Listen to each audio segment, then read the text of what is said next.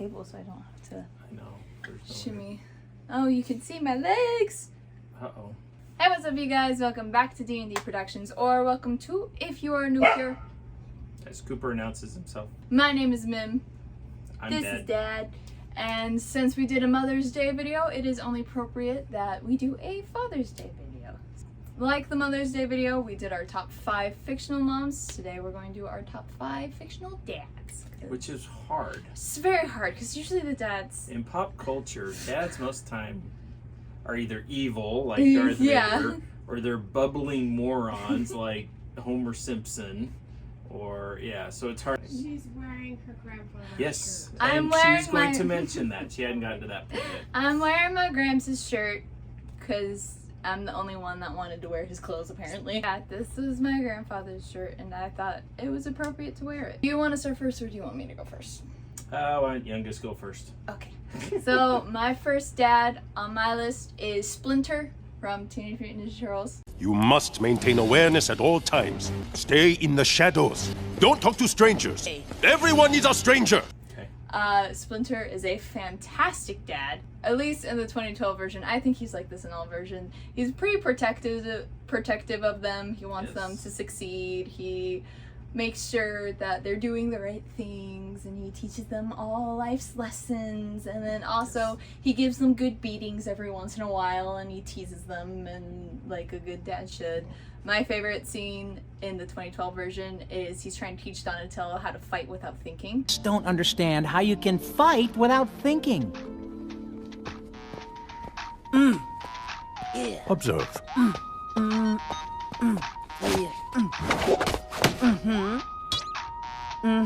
You see? Mikey does not think. Thank you. You're welcome. That's pretty great. So Good.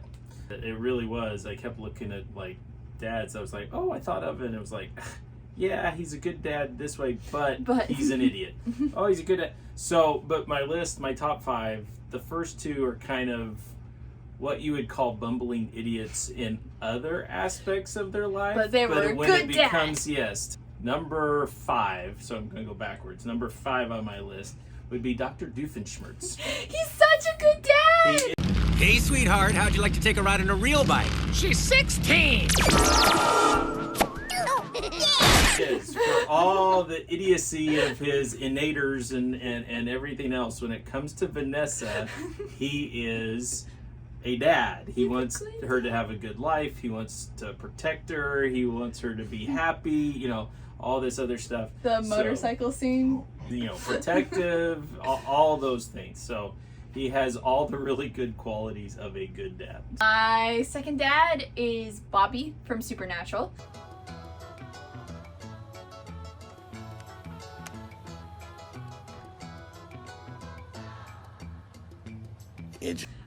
He was the one who really showed love to Dean and Sam, and also Bobby is like one of the best characters in Supernatural. There's this whole episode where you break everything you touch. Uh-huh.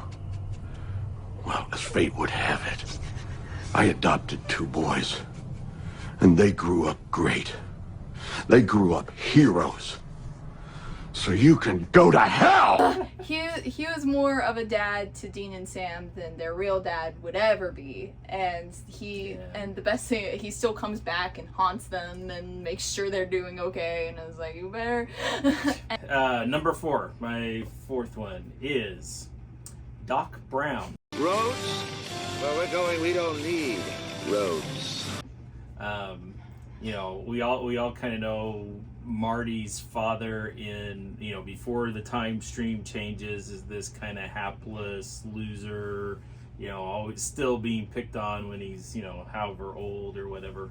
And so I think they really did a good job of using the Doc Brown character, who, again, in most of his life is a bumbling, idiotic mess. But when it comes to being a father figure kind of thing, trying to help Marty, especially when they go back in time and Marty runs up with the past Doc Brown, he really kind of takes it seriously. He's like, look, you've got to get this right or things are really going to be screwed up, and does everything he can to help Marty successfully correct the time stream and, all that kind of stuff. Anyway, but, father figure, looking out for him, making sure he has what he needs, taking care of him.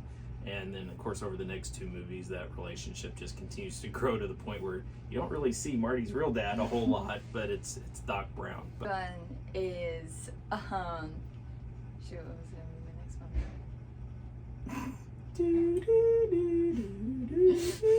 Mando! No! I can get you more credits. I can bring you in warm, or I can bring you in cold. No surprise, he is best Star Wars dad, and like the Star Wars dad set the bar pretty low, so Yeah, it's not that not hard. Like, Mando didn't have to be a dad, he didn't have to be a father figure, but he did. He kind of stepped up and he wanted the best for Grogu. That's why which seems to be a theme, you and I have talked about this off camera, seems to be a theme with Mandalorian. They've made that out with the found Mandalorians just adopt whoever they want. Oh, I killed your father, so sorry, I'm your new father. I'm your new dad. Yeah. He wanted the best for Grogu. That's why he was trying so hard to find another Jedi, to find his people. That's why he tried to protect him as best he could, and that, I think that's what makes the ending so heartbreaking. Now, number three gets kind of to past the dads that are the bumbling idiots, and this one almost goes in the opposite direction.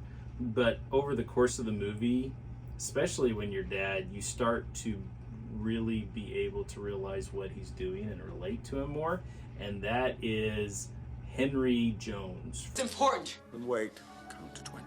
No, Dad, you listen. Junior! 1, 2, 3, 4. In Greek. He was kind of this hard-nosed, and I think if we didn't have a father like that, we had a friend who had a father, who obviously believed in his son, but wasn't going and saw the potential in his son, but thought the way you got that potential out was just to let your son fail, not help at all, kind of thing. And you see that in that relationship. God, hold on! I can get it. I can almost reach it, Dad. Indiana? Indiana? Let it go.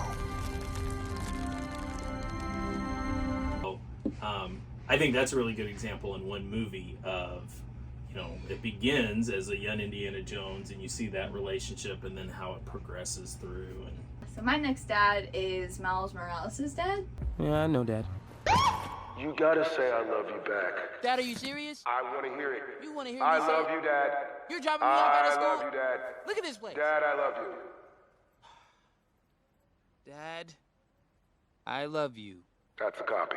Miles' dad is awesome because he using the speaker on the top card. Number one, that's such a dad thing to do, is doing the whole, you gotta say I love you back. Someone who has probably experienced a lot of embarrassment from her father, she would know. It's fine. It's fine. I still love you.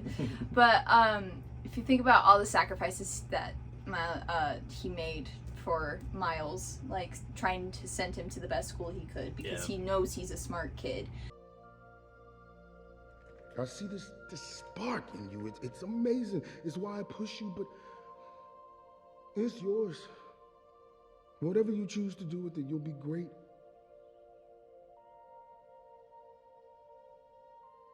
He was strict just because he wanted the best, what he believed was the best for Miles. Right. This guy, I think, in the 90s, the same way, and that's Uncle Phil from Fresh Prince and Bel-Air. It is amazing. You certainly have grown, Will. Well, we all have. But the best times with Uncle Phil, like there's the one episode everybody remembers, right? Where Will Smith's character will, his dad, who's basically only hits him up every time he needs money. Sorry, Will. You know what? Actually, this works out better for me. The Slimmies of summer come to class wearing next to nothing. You know what I'm saying? Will, it's all right to be angry. Hey, why should I be mad? I'm saying, at least he said goodbye this time.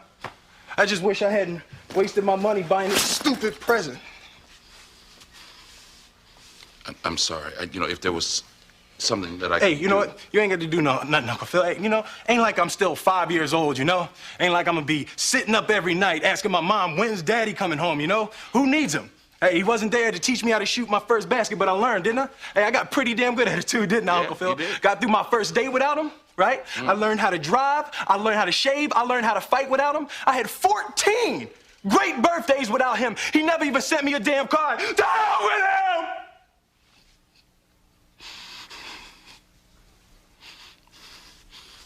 I ain't need him then, and I don't need him now. Will. Now, you know what, Uncle Phil? I'm gonna get through college without him. I'm gonna get a great job without him. I'm gonna marry me a beautiful honey, and I'm having me a whole bunch of kids. I'm gonna be a better father than he ever was. And I sure as hell don't need him for that, because ain't a damn thing he could ever teach me about how to love my kids.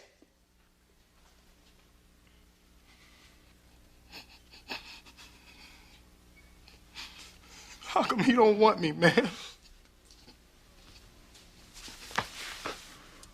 But yeah, so he's number 2. He's a good example of a good dad. Alright, my next one is Scott Lang, the MCU Ant-Man. Oh, happy birthday. I'm so sorry I'm late. I didn't know what time your party started. It was on the invitation. Oh my gosh. Especially in Ant-Man 2, right? Especially in Ant-Man 2. Like, he was trying so hard to be the best he could for Cassie. When he got out of prison, the reason he didn't want to do the heist with Lewis is for Cassie. Okay, my number 1, and this is kind of where the teacher side in me is going to come out a little bit.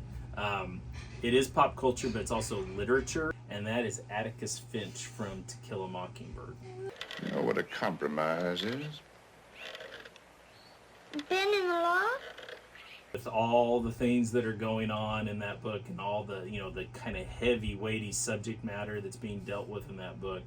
And I think, Harper Lee, she was able to create a father figure for Scout that needed to be the kind of anchor.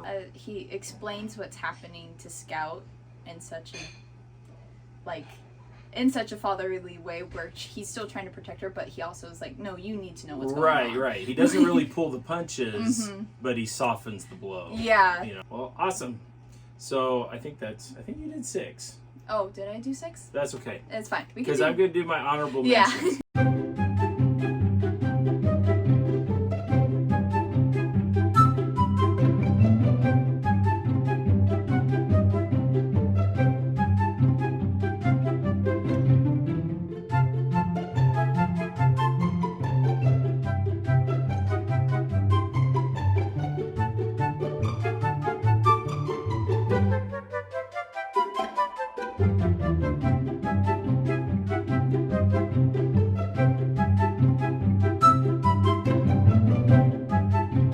But happy Father's Day, and make sure to subscribe if you like more videos like this. I'm looking at you people who just watch the video through Facebook and don't subscribe. You Yes. need to subscribe. All these people keep telling me, I love your videos. Why aren't you subscribing? Subscribe! Yes. No, honestly, not to be that person, but subscribing really does help grow our channel. Make sure to give that like button a boop, and we will see you guys next time. Bye-bye!